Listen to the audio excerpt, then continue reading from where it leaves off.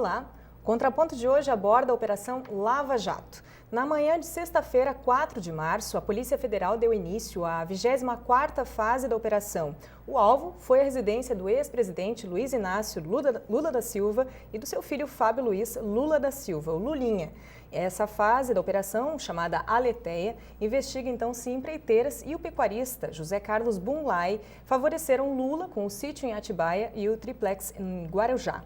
O Instituto Lula também é alvo aí da investigação, que ainda abrange outros membros da família do ex-presidente. Nós estamos aqui na mesa com os nossos convidados de sempre, o professor José Maria Pereira, do curso de Economia. Olá, Carla. Olá a todos. Tudo bem? Professora Larissa Pereira, do curso de Serviço Social. Olá, Carla. Tudo bem? Tudo bem. E o professor Lissandro Dallanora, do curso de Administração. Olá, Carla. Tudo bom? Olá, então nós viemos acompanhando, é impossível não falar, é assunto mesmo entre rodinhas adolescentes, né? Em todas as fases as pessoas estão aí com a Lava Jato, né? Como uma polêmica.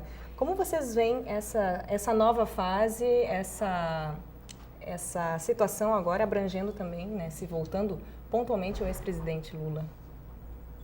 Posso começar? Sou o decano. Por favor.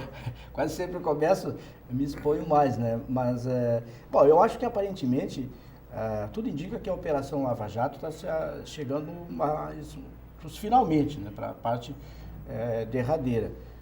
E aí está atingindo, digamos assim, a parte política, né? Até então, atingiu as empreiteiras, enfim, vários segmentos, mas a parte política ela tinha sido preservada, porque realmente aí eu acho que as consequências são muito mais amplas, né? Eu acho que esse episódio, aparentemente um episódio que não teria tanta significância, não fosse o personagem em pauta, no caso o ex-presidente Lula, acho que gerou um efeito praticamente, acho que quase que desproporcional, pelo menos segundo o juiz Sérgio Moro, que a intenção era exatamente não haver tanta repercussão, ou seja, a condução coercitiva do ex-presidente para depor era segundo o juiz, evitar o confronto entre militantes, que de fato acabou acontecendo, mas acho que houve um certo descontrole,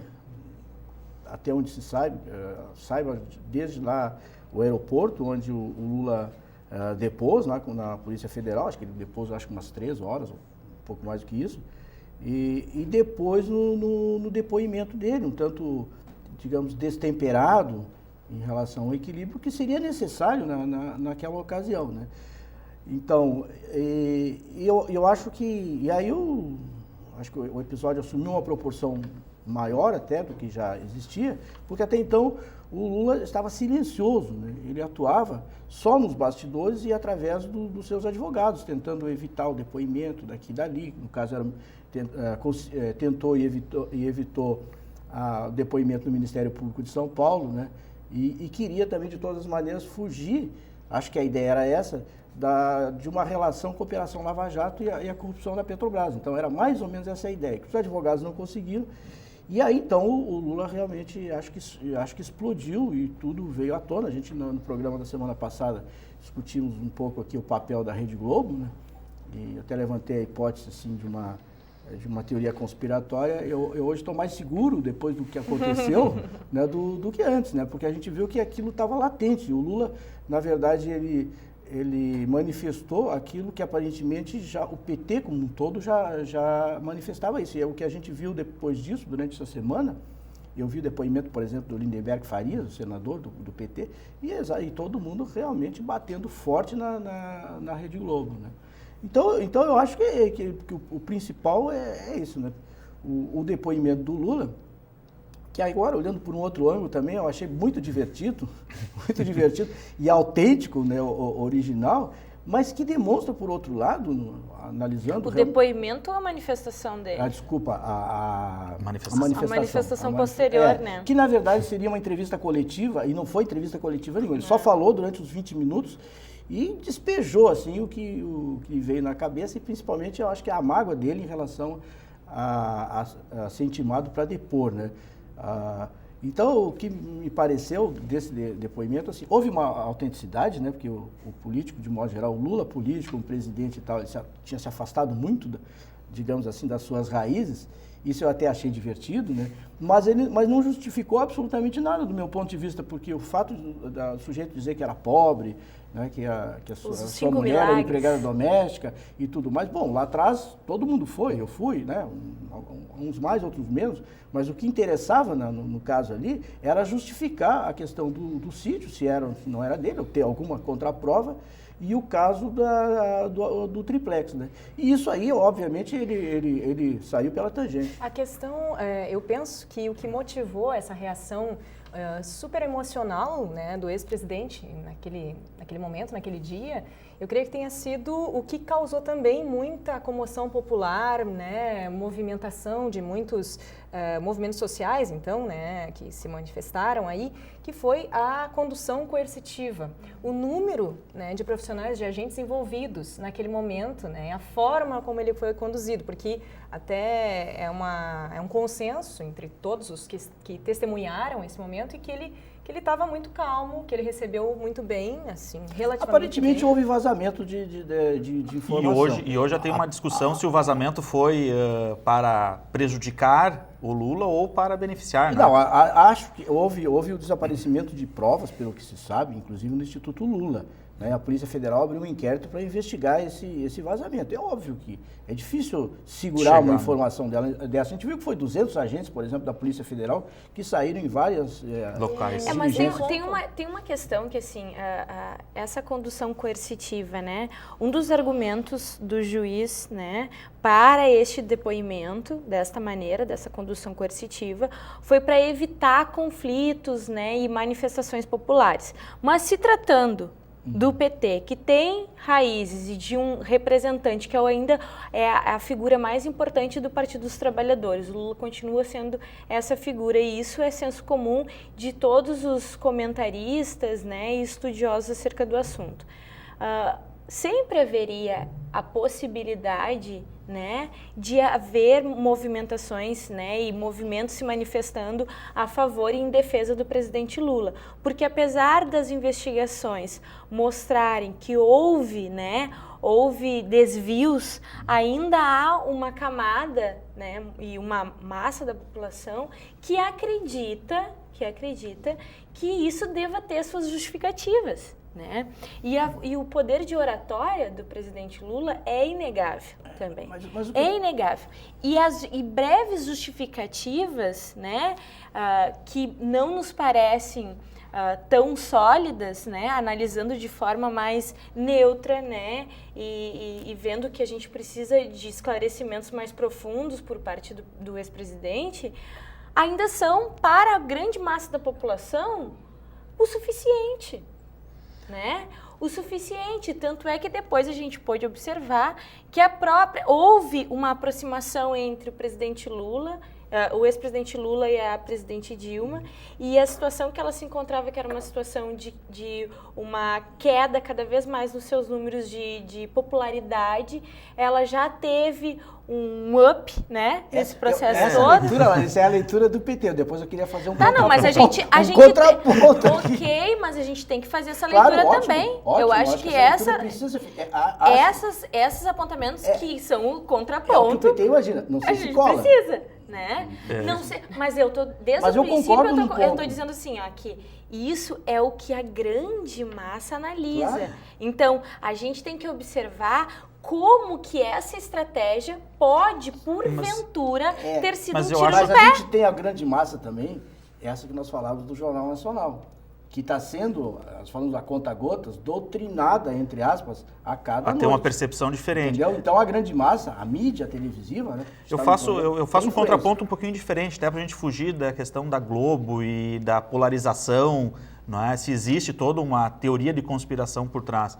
Mas se nós chamarmos outros índices e outros números da nossa economia, por exemplo, né, nós vamos verificar que talvez o ato decorrente da condução coercitiva, a fala do Lula com toda aquela emoção, talvez tenha sido um recurso, né, costurado talvez dentro do partido para tentar trazer de volta uma grande massa hoje que está extremamente precária. A gente sabe hoje que nós temos uma condição, Brasil, extremamente preocupante. Indicadores chaves, desemprego, a questão da economia em si, que nós não conseguimos colocar em rumo, a crise política afetando diretamente a questão econômica. A gente vê que o próprio Senado e os deputados dizem que a pauta vai ser bloqueada e nada mais vai ser discutido enquanto não se der um encaminhamento no impeachment, se vai ser ou não. Então eu acho que ali foi talvez um momento de se tentar agregar forças para defender algo que, no meu ponto de vista, indefensável, não é? Eu acho que a condução, e nós já conversamos outras vezes aqui, a própria condução que o PT e o ex-presidente Lula dá aos problemas levam cada vez mais a aprofundar a própria crise. Não é? E nós vimos na fala, eu nunca me neguei de dar depoimento. E a gente vê as reportagens dos últimos dias que ele não foi dar o depoimento, ele mandou por escrito, ele se negava aí, ele pediu no próprio Supremo que não... Mas ele não se negou. Não, mas ele pediu uma proteção. Mas ele pediu uma proteção. Mas ele se utilizou de um recurso legal. Ok, então, não questionando isso. Mas daí coloca que ele nunca esteve contrário a ir. Não é? Mas existe todo um encaminhamento pedindo para proteger ele de ir. Não é? Indiferente disso ser correto ou não existir, não é? Mas é estranho. Se não há nada a dever, e eu entendo que se eu não tenho nada, não tenho problema de ir lá e depor. Isso é o mais preocupante, porque essa resistência de se colocar para justificar e não falar daquilo que é extremamente importante, não falar do triplex, não falar do sítio, não se falou em nenhum momento na fala dele. A gente está fazendo uma análise normativa, claro, opinativa, e é claro, é difícil, ninguém não tem como, a gente não tem situação. Mas eu queria tocar, eu ainda queria fazer um contraponto ao que a Larissa falou. Eu também não concordo com o que o Lisandro falou, assim, de algo encenado, planejado. Eu acho que não. Acho que esse episódio não foi planejado. Acho que a leitura que eu faço, a visão que eu tenho do Lula no depoimento dele foi quase como soberba num determinado momento, né? Ele teve mas como eu seria investigado? Por que vão falar dos pedalinhos? Por que vão falar do que mais que tinha lá na barco? Lagoa? Do barco de R$4.000 da Dona Maria. Como eu, Lula? O intocável.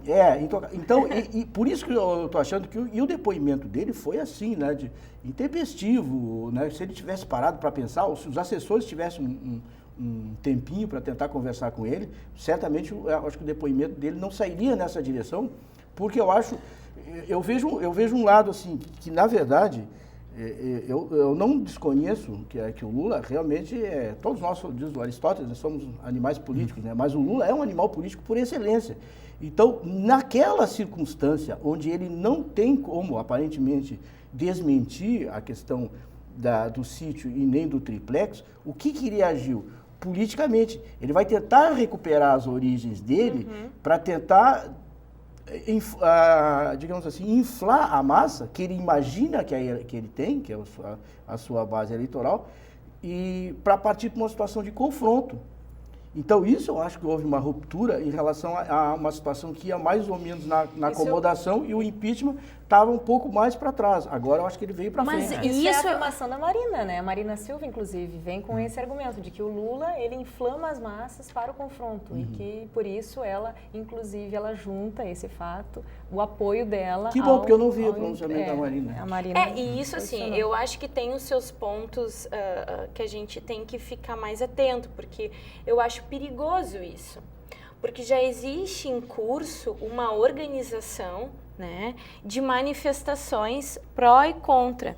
E a gente viu na sexta-feira, dia 4, que houve confrontos, né, confrontos físicos entre os prós e os contras, né? Isso é quase irresponsável isso, porque agora está marcado para dia 13, domingo que vem, manifestação de rua. E aí, obviamente, o PT vai chamar todo o pessoal do Já chamou. Vai ser uma coisa Eu acho que isso é muito complicado e isso é muito delicado. Porque, assim, já tem em curso, então, essas movimentações e a gente sabe que tem existe uma parcela que vai apoiar até o final. A gente vê isso que de forma, até do meu ponto de vista, um pouco cega, né? Vai apoiar até o final o Partido dos Trabalhadores, acreditando na ideologia do partido e assim por diante, mas também existe essa parcela da população que está extremamente desgostosa e que tem suas razões estatísticas, que a gente vê que a economia cada dia mais ela decai, mas principalmente, somando-se a essa didática da mídia, né, que a gente não, isso é inegável também, que há uma condução para que as pessoas consigam, acho que, absorver que, olha, houve ilicitudes no processo, mas muito mais reafirmando para o lado do partido que ainda governa o Brasil. Bom, nós... professor, não, pode. O senhor quer dar a sua Não, pode ser depois, não tem problema. Ok, nós vamos então a um breve intervalo. O Contraponto volta no próximo bloco e seguimos com essa discussão sobre a 24ª fase da Operação Lava Jato e desdobres, né, a partir desse fato.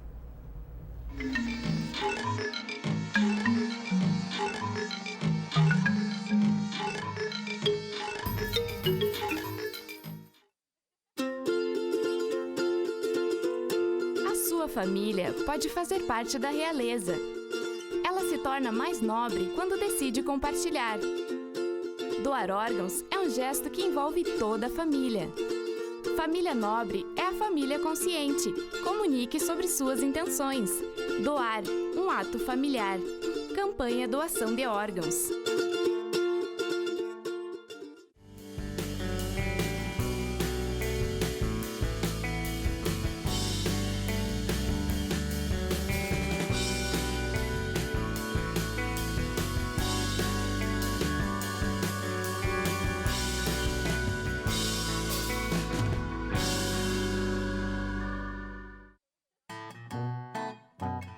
Oi, eu sou Marcelinho. Eu tenho algo para contar a você. O meu amigo é um leão, mas as pessoas duvidam disso. Já tentei convencer a todos, mas eles não acreditam. Será que eles não conhecem o São Brás? Se eles conhecessem, poderiam fazer novos amigos também, assim como eu. Faça a sua parte, adote um amigo.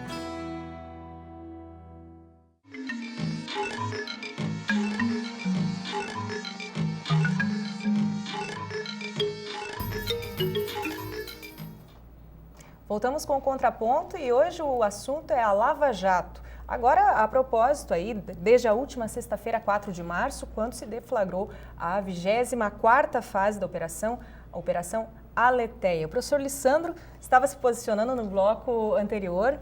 Fique à vontade, então tá professor. Bom. Eu acho que só para complementar essa questão, nós aqui na bancada, nós não julgamos, né? Nós colocamos um ponto de vista, talvez, das nossas áreas de formação, como uma forma de contribuir para a discussão de uma forma geral. E eu retomo de novo até o contraponto, né? O professor Pereira disse, acho que não foi muito montagem, não é? Mas do processo como todo, talvez a fala dele foi uma fala espontânea. Não, eu não achei que isso tenha sido encenado, entendeu? Que o PT que favoreceria o PT.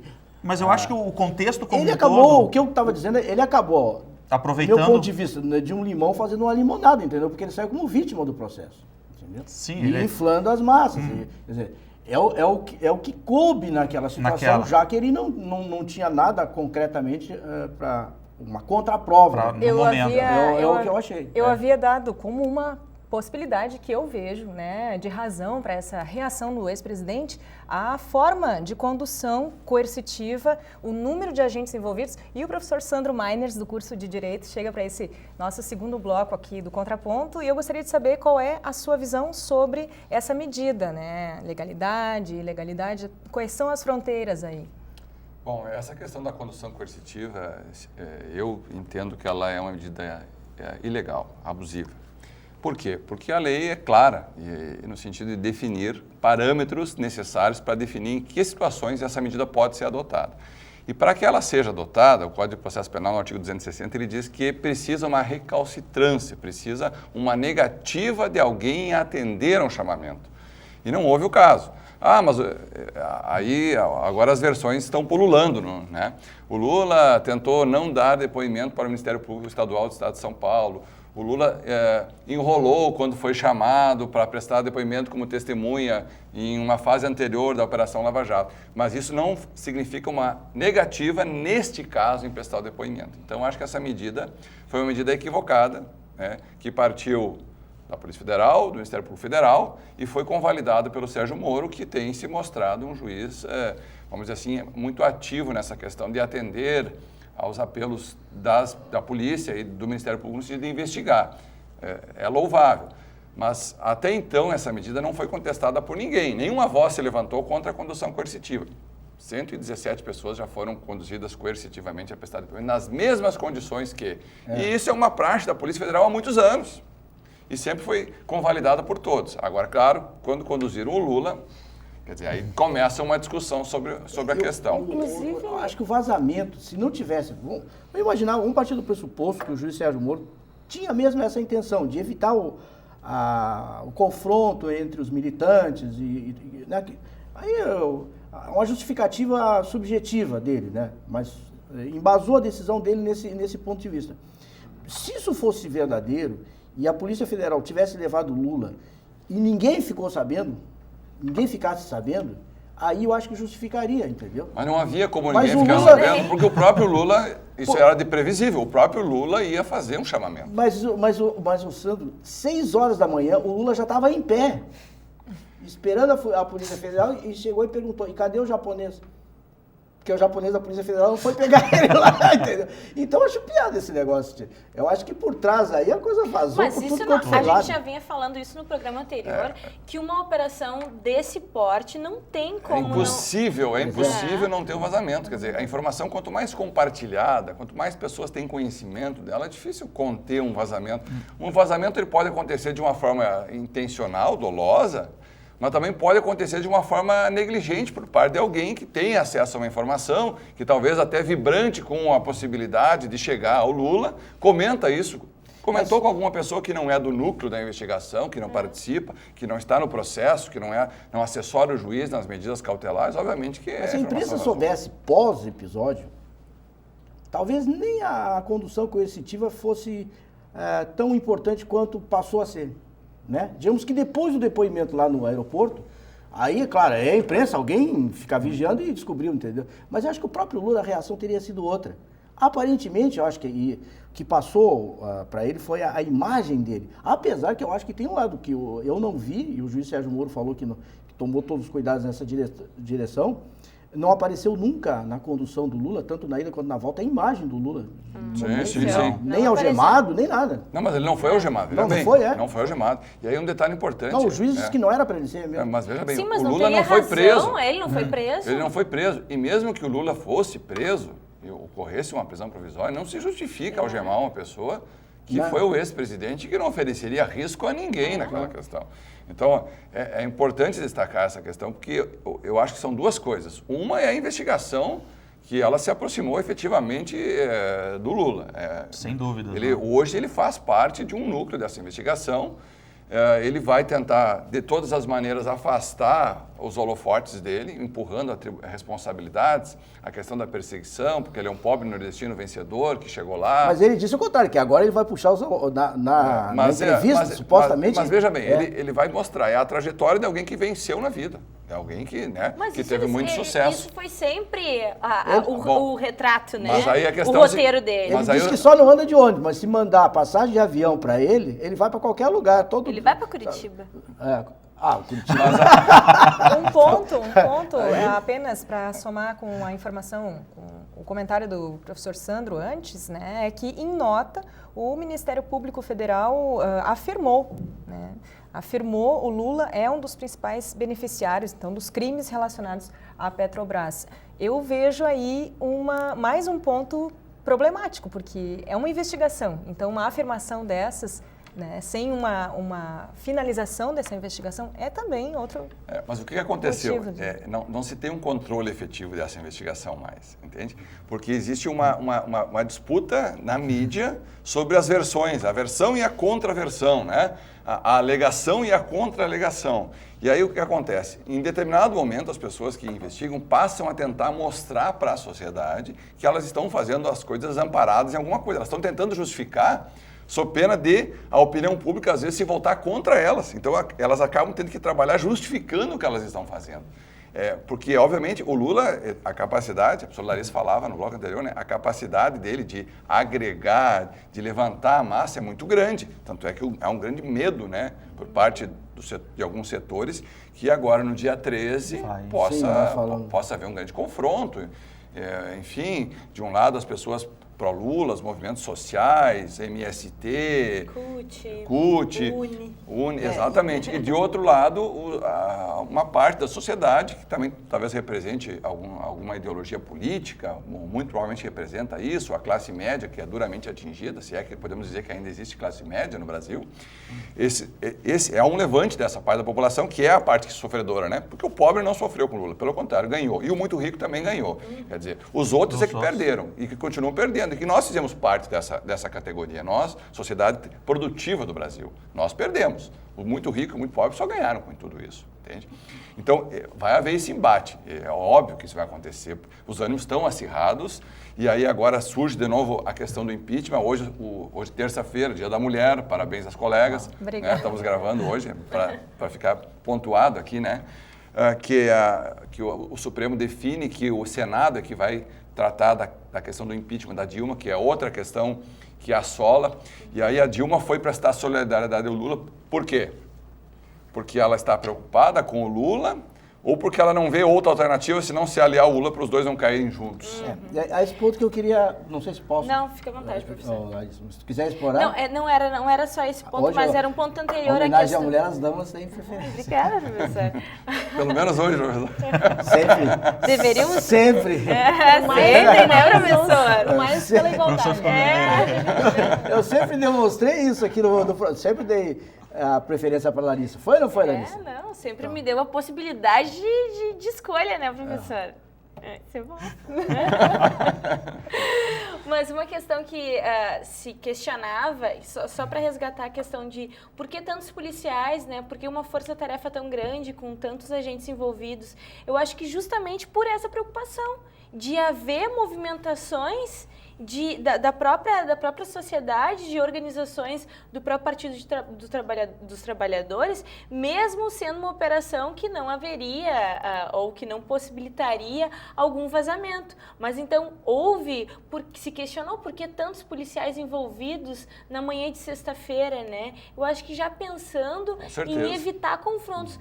Mas depois... E até na logística da operação, né? Quanto mais gente envolvida, mais agilidade se dá ao desenrolar do trabalho, mais rápido se cumpre e também mais rapidamente se sai do local onde pode haver o conflito. E eu acho que é isso que causa preocupação agora para esses chamamentos futuros, né?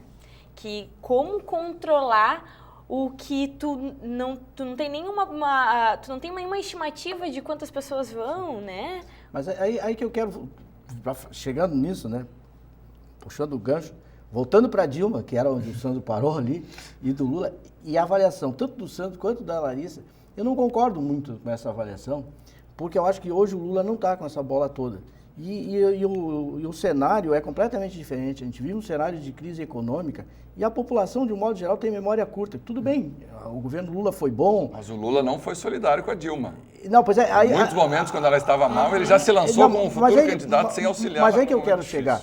No depoimento, eu não sei se vocês assistiram ele na íntegra, que primeiro ele apareceu na internet, depois numa TV dos Trabalhadores, ou coisa assim, que na época eu estava na Globo News e consegui pegar. Até quando ele fala, não sei se foi coincidência ou não, quando ele falou da Rede Globo e da revista Época, explicitamente, cortaram ali na Globo News, mas logo voltou, foi questão de segundos. Eu quero crer que foi um problema técnico que aconteceu. Coincidentemente aconteceu. Era no programa Estúdio I que eu estava vendo, né? Mas aí o que eu vejo ali no Lula naquele momento ali?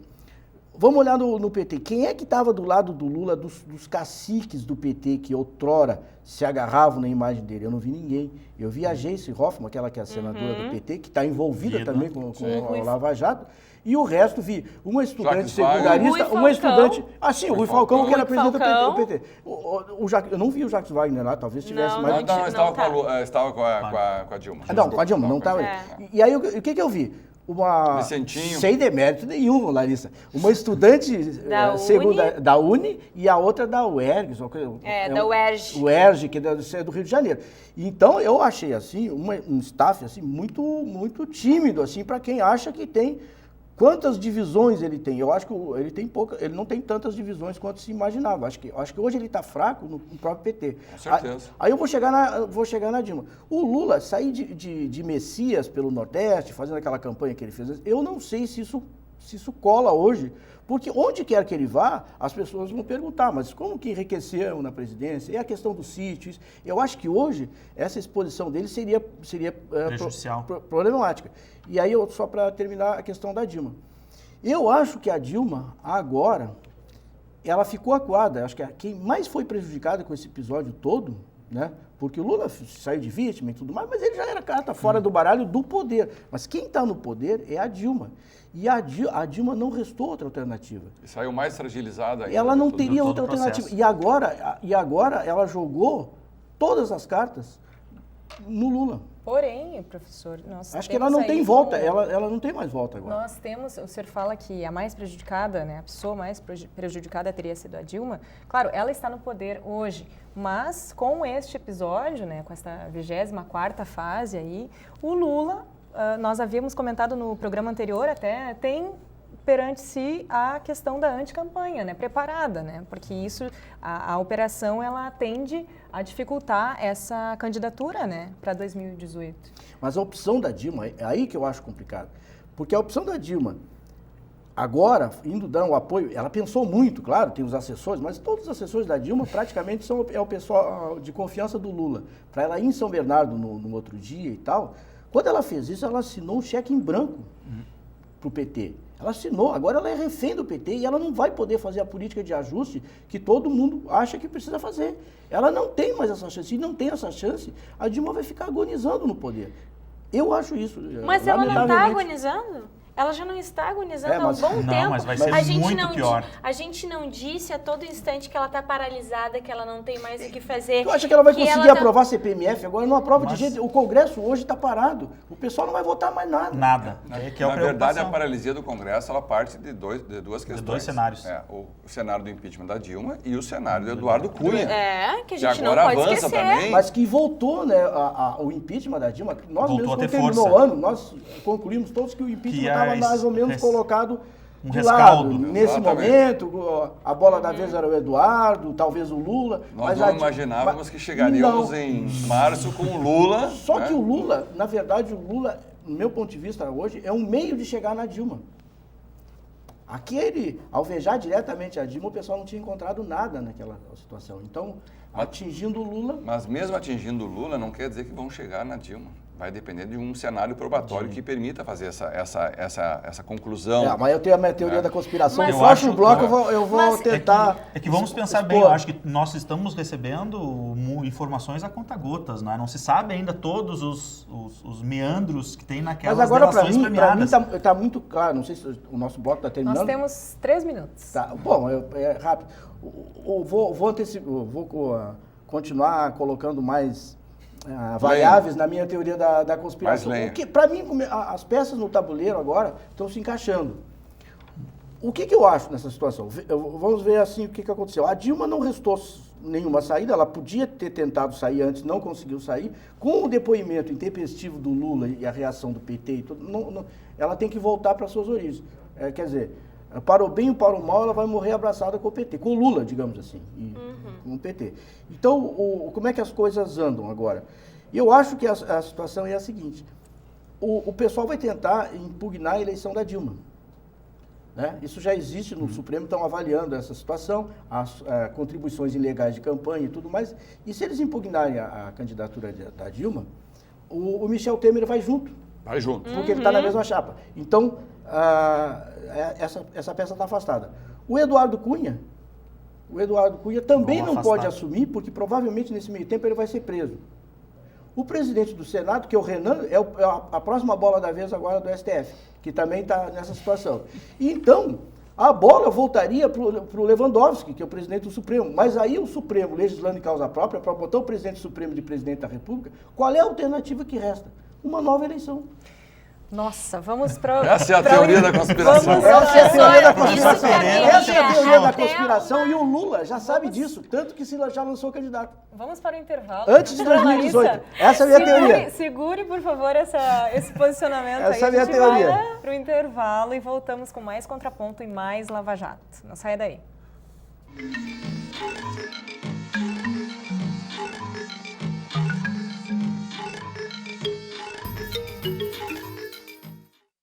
Por meio da educação, milhares de jovens colaboradores e pesquisadores compartilham suas experiências em um ambiente vivo, amparado na liberdade de pensar e criar. A comunidade universitária é um lugar em que o estudante pode desenvolver seu perfil próprio, enriquecendo assim o bem comum. Polo Nacional de Inovação por meio da Nanociência é referência em qualidade de ensino no Rio Grande do Sul. Centro Universitário Franciscano, uma universidade para suas aspirações. Eu sou a coisa mais importante do planeta. Sou forte, sou indispensável, sou mais eu. Afinal, todos precisam de mim. Não tenho cheiro nem gosto, sequer tenho cor. E mesmo assim, todos precisam de mim. As pessoas, as plantas, os animais.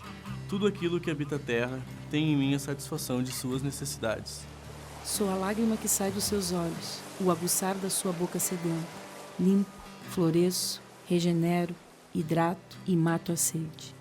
Sou tudo que há de melhor e preciso me proteger, pois um dia posso me extinguir e sem mim, todos à minha volta virarão pó. Preciso me proteger e preciso que todos me protejam. Sou importante demais para acabar. Eu sou água. Somos todos água.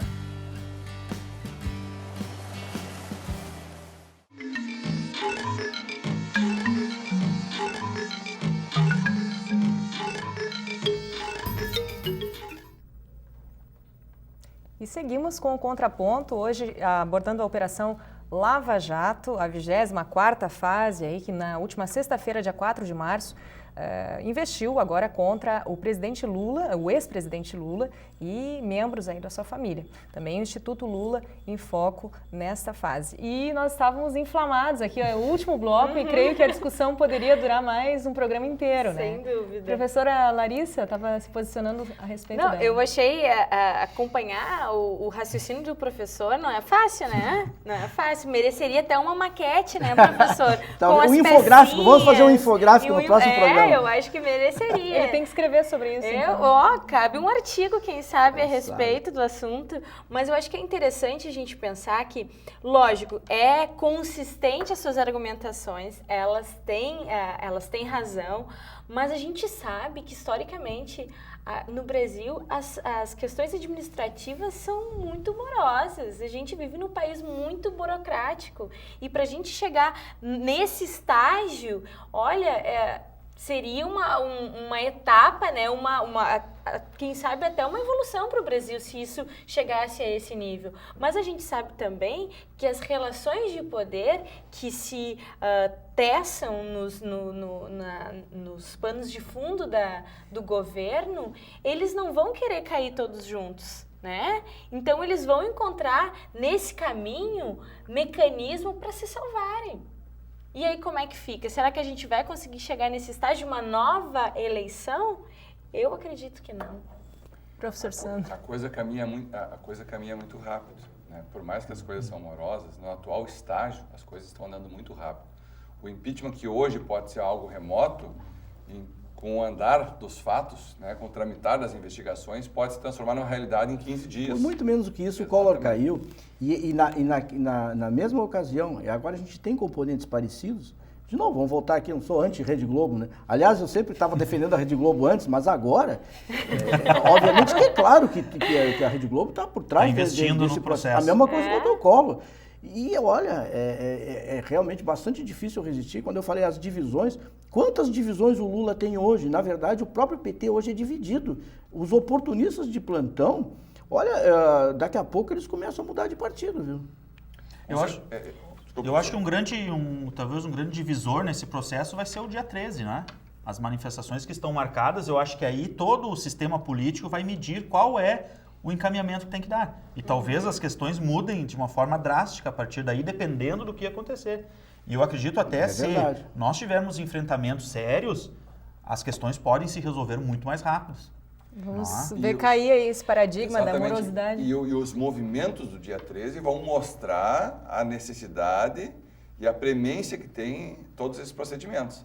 Porque se no dia 13 nós tivermos um número expressivo de pessoas na rua, ou gritando pró ou contra, isso vai criar uma pressão sobre o Congresso, que vai fazer com que as coisas andem rapidamente. Né? Não vai mudar a Lava Jato, o ritmo dela é um ritmo constante, contínuo, e não vai parar. É uma operação que não para mais. Nós vamos estar daqui a pouco na 40ª fase dela, e ela não para. Tanto é que na última matéria do Fantástico já tem lá um lugar reservado na sala da Polícia Federal pela 31ª fase. Quer dizer, isso já está projetado. Né? Então ela vai muito longe. Nós vamos daqui a 2 anos talvez estar falando ainda da Operação Lava Jato, porque os tentáculos desse sistema de corrupção, eles se espalharam, não só na Petrobras, se espalharam por todos os sistema político, por tudo. E aí, veja bem, todos os partidos que foram atingidos até agora, quer dizer, não é só o PT, né? É o PMDB, é o PP. Se nós formos dizer no núcleo político, o PP é o mais expressivo no número de pessoas apontadas como envolvidas nesse esquema. Então, isso vai muito longe. Veja bem, se surgir efetivamente a possibilidade do impeachment, ou então no TSE, uma evolução no sentido da cassação da chapa, Dilma Temer, não, eu acho que não. Nós vamos ter, vamos dizer assim, uma troca de pessoas pulando de partido para partido com muita velocidade. Porque vão se formar novas forças Pela políticas. minha teoria, o próprio PMDB tem interesse nessa situação. Porque tem o PMDB do Temer e o PMDB do resto, entendeu? E o Temer perdeu muito espaço dentro do PMDB. Né? O PMDB do Cunha? Mas eu estou partindo do pressuposto, pela lógica, a gente nunca sabe, ele tem 7 vidas, né?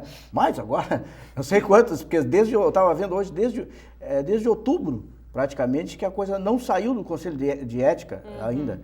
Então, não saiu porque parece que está voltando, né? Foi recusado pela mesa da Câmara, que é o aliado do Cunha. Eu acho que o caso, honestamente, Sandro, é caso de polícia. O Cunha tinha que mandar uma força policial e tirar ele dali. Não tem mais esse negócio de regimentos e não sei o quê, de firulas daqui. Porque é um mas absurdo. É o sistema burocrático. Mas aí, é o direito de defesa. É o direito de defesa que burocratiza. Mas aí é um caos, né? Mas os regimentos internos da Câmara dos Deputados deve ser uma coisa absolutamente sem lógica nenhuma. Deve ser o tipo Kafka, né? Assim, o processo. Eu acho que o Kafka ficaria... Mas é importante dizer isso, não só aqui na mesa, mas para o nosso ouvinte também, né? Porque é assim que funciona o processo no Brasil. O processo penal no Brasil, ele é permeado por recursos, por estratégias que podem ser utilizadas para Eu estava escutando, o Luiz Estevão está sendo preso hoje, nós estamos gravando na terça-feira, estava escutando no rádio antes de vir para cá, está sendo preso hoje e já foi condenado a não sei quantos anos. E recorreu, se não me falha a memória, parece que 34 vezes, já recorreu 34 vezes. E se não fosse essa decisão do Supremo agora, após o recurso de segunda instância, o sujeito ir preso... Permitir a execução ele iria até morrer recorrendo, entendeu? Então, realmente, eu acho que o Brasil é um país da piada pronta, né? Porque não tem como, qual é a lógica disso daí? Mas assim como serve para o Cunha, também serve para Dilma. Então, eles são astuciosos nisso, então eles vão tentar levar ao máximo. Por isso que essa possibilidade que o professor desenha nesse tabuleiro... não é tão linear, ela vai demorar. Ela me parece muito distante. E quando a gente menos perceber, a gente já está nas próximas eleições. A propósito disso, claro, nós estamos vivendo, né? A situação está se desdobrando e com muitas surpresas, né? Nós não temos muitas ideias sobre muitas coisas, mas eu gostaria de saber como vocês veem ao longo deste ano, pelo menos, o professor fala em, de repente aqui, 15 dias, né, a gente ter aí um processo de impeachment né, finalizado, mas como vocês veem essas possibilidades, caso isso não aconteça? Não seria finalizado, mas seria uma possibilidade concreta deles. Nós temos um início do processo. Implementação dele, começar a tramitar. Claro que os percalços vão acontecer, né? Mas é que as coisas acontecem com muita velocidade, as informações estão saindo dessa investigação e aí, obviamente... A questão do Lula eu acho que ainda é difícil de resolver, sabe, Sandro? Porque assim, olha só, mesmo que prove, quer dizer, para todo mundo, né? Já não é a mais suspeita, né? Porque a gente, tanto o sítio quanto a uma fase de investigação. Pois é, mas vamos supor que seja aprovado. Tudo indica que será, se não diretamente, mas indiretamente vai haver a prova. E aí vão prender o Lula? Ou a partir desse desgaste que houve da própria Polícia Federal, ele não seria preso? Quer dizer, então eu acho que ele passou a ser uma situação problema agora, né? Mas é que assim, ó, tem duas coisas que são importantes destacar. Uma é a questão da prisão. A prisão se torna necessária na medida em que alguém, de forma direta, em uma atuação pessoal, ele pode, por exemplo, influenciar ou prejudicar a colheita da prova que está sendo realizada. Seja numa fase de investigação, seja numa fase processual. Eu me refiro politicamente, às consequências lá para frente. Mas mesmo assim, a questão política não pode influenciar numa decisão de prisão ou não. Então eu não visualizo, mesmo que provado que o Lula efetivamente tenha se beneficiado e as provas levarem ele a ser processado, isso não significa que haja necessidade da prisão dele. São coisas bem distintas. Algumas pessoas foram presas porque elas tinham a potencialidade delas diretamente atuarem. Mas a Polícia Federal podia fazer como fez com o Delcídio Amaral, por exemplo, né? Dizendo que ele, agora, inclusive, a polícia está falando que o Instituto Lula escondeu provas e coisa parecida. Por esse critério, o Lula poderia ser preso tanto quanto o Delcídio. Aliás, mais fácil ainda, porque ele não tem fórum privilegiado. Houve um arrombamento, inclusive, do Instituto Lula, né? Mas é o seguinte, ó, não seria o Lula, seria o Okamoto. O presidente. Porque ele é o presidente do Instituto e ele poderia ter manipulado. Mas o que está aparecendo claramente é que o Instituto Lula faz uma triangulação, né? Que os recursos caem ali, o Instituto não paga imposto nenhum, né? Não paga imposto e aí transfere para os filhos do Lula e mais não sei o quê. Quer dizer, tá todo mundo enxergando, né? Tá todo mundo enxergando o que está acontecendo. Só que não está difícil ainda a prova do preto no branco. Mas eu acho que isso aí eu acho que infelizmente esse ano 2016 vai ser um ano com emoções extremas, não é? Nós vamos passar aí semana a semana com novos ingredientes. Mas eu acho que em 2016 deve haver uma solução, de um jeito ou do outro. Até porque a crise econômica ela vai se tornar tão aguda que não tem como... Vou seguir o caminho da professora Larissa. Eu também tenho minhas dúvidas se nós não tivermos um fator determinante, nós vamos sangrar o ano inteiro. Eu discordo que nós não vamos ter solução em 2016, eu também acho que não. Talvez nem em 2017. Mas 2018 vem a solução. Nós estamos agora, veja bem, em termos de Operação Lava Jato, nós estamos tendo as primeiras decisões, que algumas já estão em grau de recurso, outras ainda não. Saiu hoje uma decisão, novamente condenando agora o Odebrecht, enfim, um determinado núcleo, né, de empreiteiros e pessoas ligadas à Petrobras, os ex-diretores da Petrobras. Então, são fases. Agora eles têm o direito ao recurso para o Tribunal Regional Federal aqui de Porto Alegre. O Tribunal Regional Federal até agora não analisou nenhum recurso ainda, não houve nenhum julgamento de um recurso, mas em todas as medidas adotadas pelo Sérgio Moro, isso tem que ser registrado, o Tribunal Regional Federal, que passa ao silêncio, né? Ninguém ouve falar do tribunal. Por quê? Porque o tribunal não tem modificado nenhuma das decisões adotadas pelo Sérgio Moro até então. Em habeas corpus, em pedidos feitos pelos advogados, nenhum deles teve um resultado positivo no tribunal. Eles estão conseguindo algum tipo de vitória no Supremo Tribunal Federal, porque aí é uma questão diferente. O Supremo analisa de forma diferente e tem que analisar, porque ele se preocupa com o aspecto constitucional das questões, né? Mas são duas situações que nós temos que analisar. Então, eu acredito que, enquanto não terminarem esses recursos, as pessoas forem condenadas, enquanto não andar no Supremo Tribunal Federal as ações contra os políticos...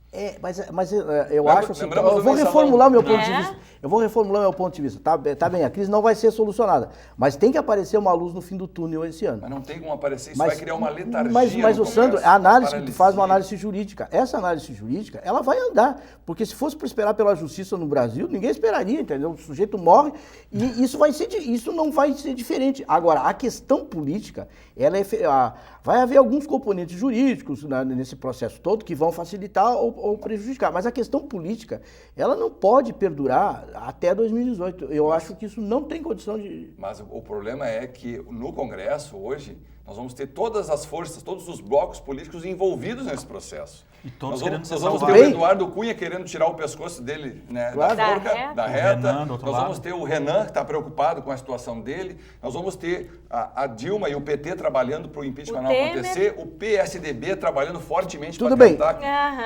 Tá, e a sociedade não conta? Mas a sociedade não é passiva. Agora, dia 13... O brasileiro é pacífico. Pode ser que não seja a repercussão que se imagina. Mas o que estamos vendo, assim?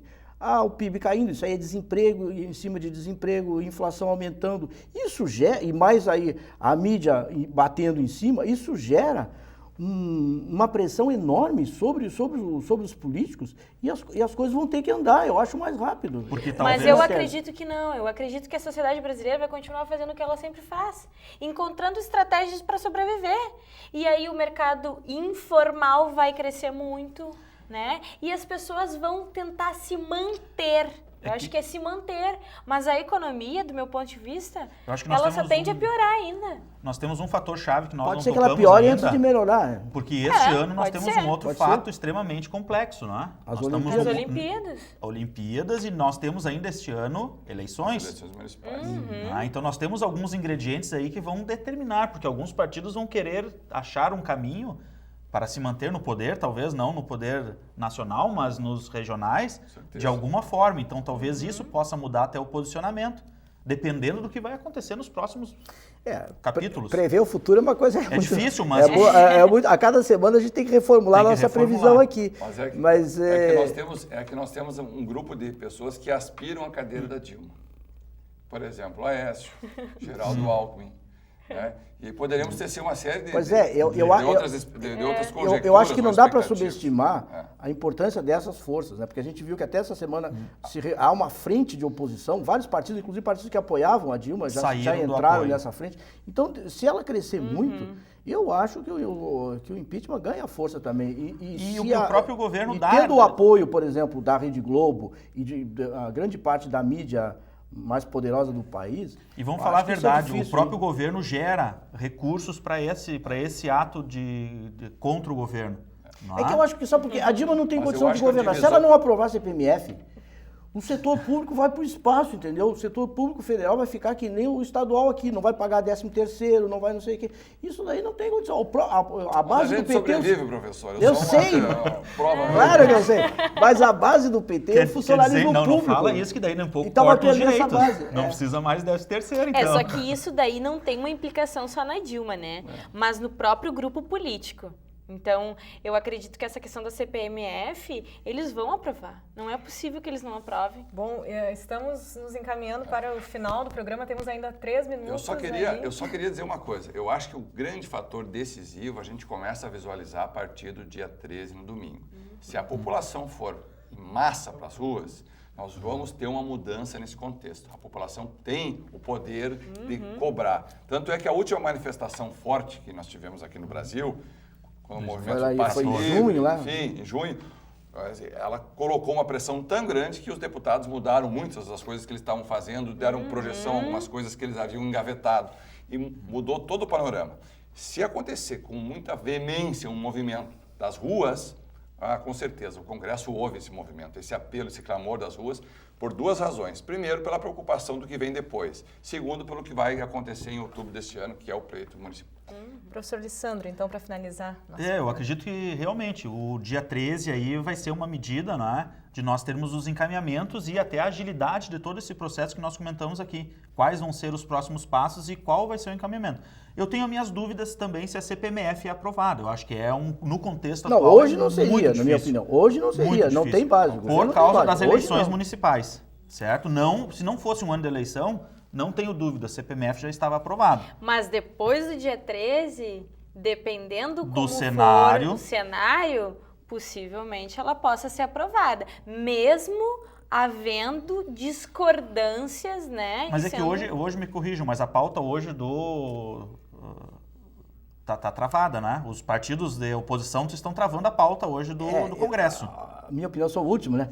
Eu não apostaria todas as fichas no dia 13. Acho que ainda foi não. 2013 que teve Não, no dia 13. Sim, eu sei que foi importante, mas eu não sei se pode haver outras manifestações ainda. Eu acho que não dá para jogar todas as fichas. Eu acho que hoje a questão está se desenvolvendo mais nos bastidores e lá eu acho que a gente tem que prestar mais atenção. Mas eu acho que ela vai ser o ponto de partida.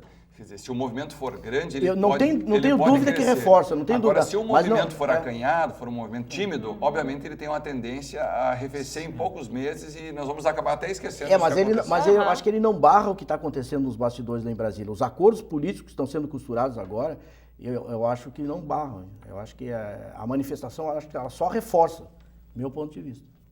Mas tem que fazer o contraponto, né?